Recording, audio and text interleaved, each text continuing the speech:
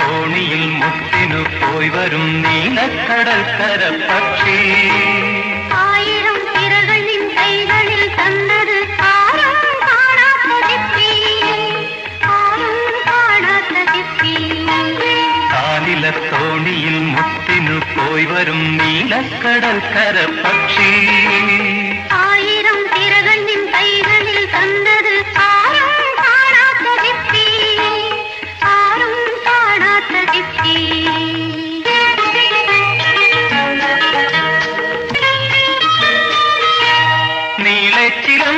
നീലച്ചിലമ്പൊലിത്താളമുണർത്തും ഓളത്തിൻ സോപാന പടവുകളിൽ